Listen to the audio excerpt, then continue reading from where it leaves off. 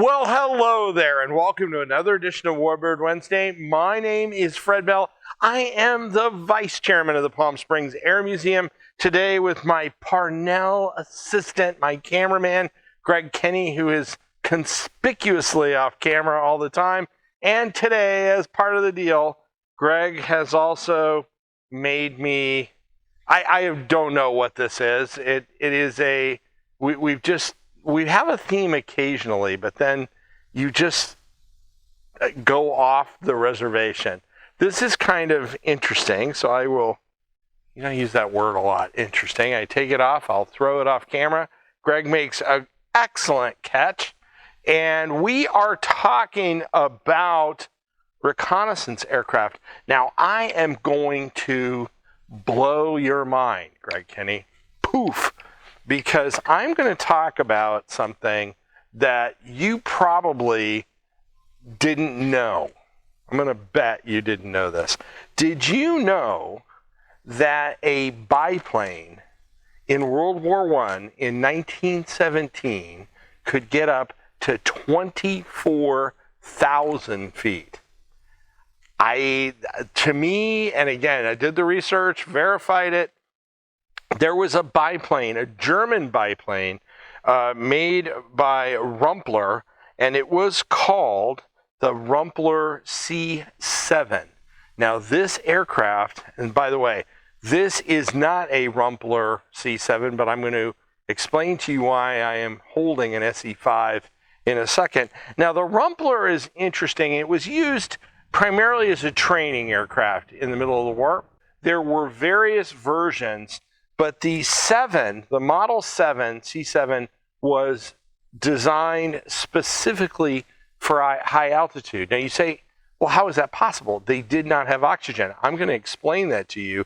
Plus, I'm going to talk about some other pioneers in high altitude flight. So Edmund Rumpler built the company. Now, the Rumpler entity has gone on into history. There were a lot of these smaller companies that did really well during the war, building types, and then after World War I was over, they either merged or they went out of business. And obviously, in German manufacturing, especially aircraft manufacturing, after World War I with the Versailles Treaty and the armaments, they got pretty much wiped out. And so Rumpler went on into history. But they designed the C7 to be a high-altitude reconnaissance airplane. Now, 24,000 feet, even today, into one of today's aircraft is, that's pretty high. That's pretty high up. The Rumpler had a bigger wing. It had, instead of the Mercedes engine, it had a Maybach in it. It had a longer prop, which all helped in the thinner air. It had specialized camera equipment in it, and the idea was it could get over the front. And I want you to think about the Rumpler in the context, the Model 7, as a U-2 at the beginning of the Cold War, where the U-2 flew so high that the Russian jets could not get at it and they couldn't shoot the airplane down.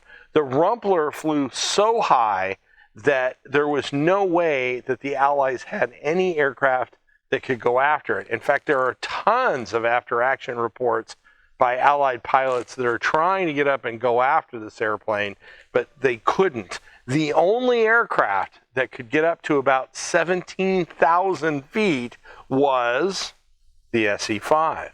The SE5s were the only aircraft that even posed a remote threat to the Rumpler, but for the most part, the Rumpler modified with the C7 with modified camera equipment could go over the front and would be able to operate completely without fear.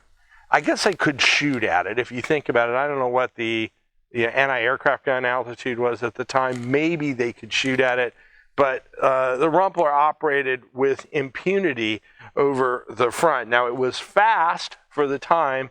It flew at 100 miles an hour, and the interesting thing about it was after the war, some of the training versions of Rumpler's aircraft, some of these versions continued to fly on with various air forces. But as I said, the company eventually went away. Now that leads me, oh great and wise Greg, to my salute. And that salute goes to, we talked about the folks in the Cold War. I talked about the last episode about the Cold War pilots, American pilots, that if you got shot down, you were pretty much done. But we really haven't talked about reconnaissance aircraft in World War II. And there were both high altitude reconnaissance aircraft and there were low altitude reconnaissance aircraft. The low altitude reconnaissance aircraft in World War II were primarily fighters. They were fast, they could go in, they could get out. They typically were unarmed. And you also had high altitude Mosquitoes. You could have high altitude twins that would get in there and try to take, especially with the aerial bombardment, after the Allies had hit a target, either the British or the Americans, they would go in and take pictures, high altitude, try to get some pictures. In the Pacific, it was even worse. And that was that what do you have a lot of in the Pacific, Greg? Water. And so if you had a problem or battle damage, well, first of all, you had to do navigation to get to your target, which was probably an island out in the middle of nowhere. And then you had to fly reconnaissance over that island and hopefully not get battle damage, and then navigate back to wherever you were going. Again, most likely over water. And if you were damaged, you're in the ocean. You're just done. So to the salute I want to do today is to all of the World War II reconnaissance pilots and reconnaissance squadrons. We're going to talk about their aircraft later, but the groundwork was laid especially by like Rumpler, this aircraft, this C-7, and those daring pilots, and some of the pilots we're going to talk about when I pull out of this segment because their names are lost to history. But these folks really set the bar, I'm going to use a pun, pretty high. Pretty high, Greg. Greg's like, mind blown. And today, we're going to do it with a Coca-Cola coffee. Now, one of the things you might have to do at 24,000 feet is stay awake. So maybe that was Greg's thing here. This is a dark blend. This is bizarre. Great Coca-Cola taste blended with rich, luxurious coffee. Luxurious. Now, this has 70 calories. This, you're thinking of me today. This is a good one. It's about it. A little bit of carbs. There's not much in there. It looks to be a new product. So Greg, after about 6 weeks of feeding me whatever garbage, and there's a little bit of foam there, so that's good. Garbage that you were feeding me for the last 6 weeks, you've stepped up and actually went down and bought me something new, you cheapskate, Greg. I appreciate it. So let's go ahead and try it. Now, this is Coca-Cola dark blend canned coffee before you run down to Starbucks.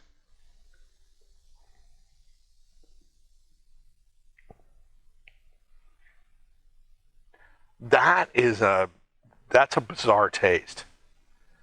Coca-Cola and coffee. Mandatory second sip.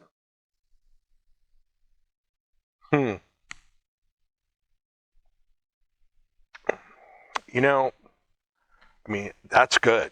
Actually, that's really good. I can't be critical of you today, Greg. Greg's like, darn it. No, this is actually, I'm going to have a third sip.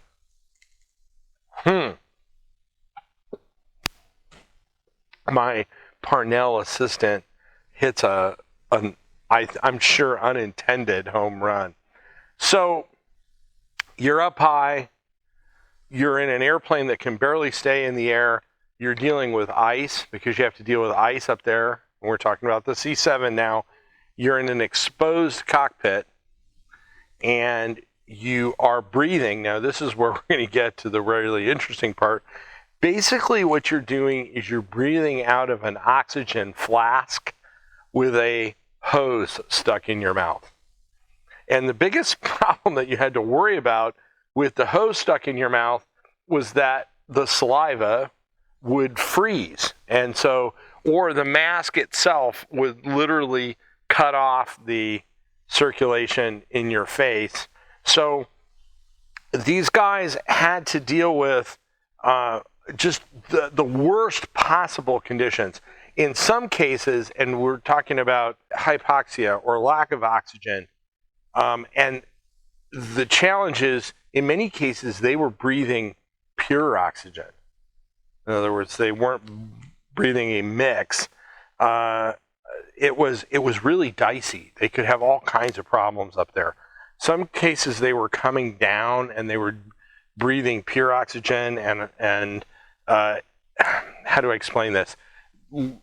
Going down and not breathing a mix of oxygen, but breathing pure oxygen would keep them from having the bends or develop hypoxia.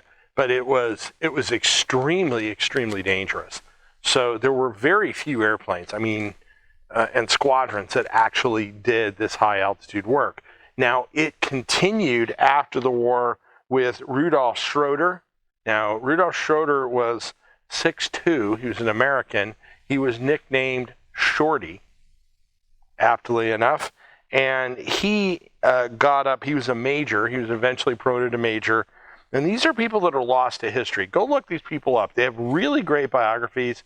I don't have enough time to go completely through them here. But this is a guy who really set the stage for being able to get up to those great heights. He got to 24 and 27,000 feet chasing world records.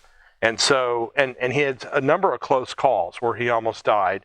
And then First Lieutenant J.A. McCready, his record altitude, now hold on here, 36,000 feet.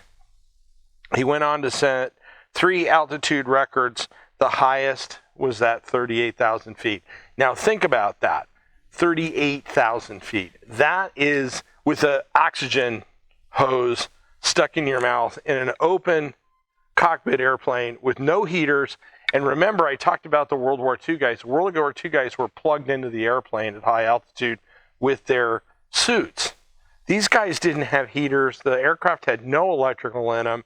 And so but these pioneers of this high altitude reconnaissance went on, and everything that they learned from these gentlemen and others was passed on into military aircraft and ultimately into civilian aviation, and we just went on and learning. But we are literally standing on the shoulders of giants. So, and it all started with, not all of it, but it was helped along by the Rumpler C7 and Edmund Rumpler. So wherever you are, Edmund in the continuation in the sky, or Shorty, or good old McCready, thumbs up. You did a good job. Now, if you want to be a pirate in the sky, and these guys were certainly air pirates, we have the great shirt, this tank top for you. This is great for summer. It will show off your physique, or in my case, lack thereof. But you need to run down. Jason, click on the link. Jason will happily send you one of these. This is one of our best graphics that we offer. I love that graphic. And we will send you one of those post haste. Now, if you came across us on YouTube or Facebook or somewhere in a video or reel or whatever, we cannot do what we do without your support. There is a link on this video where you can send us a few shekels, and we would appreciate that. You see I'm standing in front of this T6, which is getting its 100-hour check right now. And T6 trained a lot of airmen, but we can't make this stuff happen without your donations. If you came across us on social media like YouTube, we need your subscription. We do long-form military aircraft videos. We don't do the short stuff. You may see a reel here or there, but we're swimming against, that's me swimming. We're swimming against the algorithm. But give us a like and give us a subscription. Forward us to somebody that you know that likes military aviation videos. We're not heavy on production. We do it on one take, but I like to think we really come across with some good information. If you catch us on Facebook, give us a like and a comment anywhere you are. We'll give you a comment back. We love comments My name is Fred Bell. I am the Vice Chairman of the Palm Springs Air Museum. Thanks so much. Have a great day.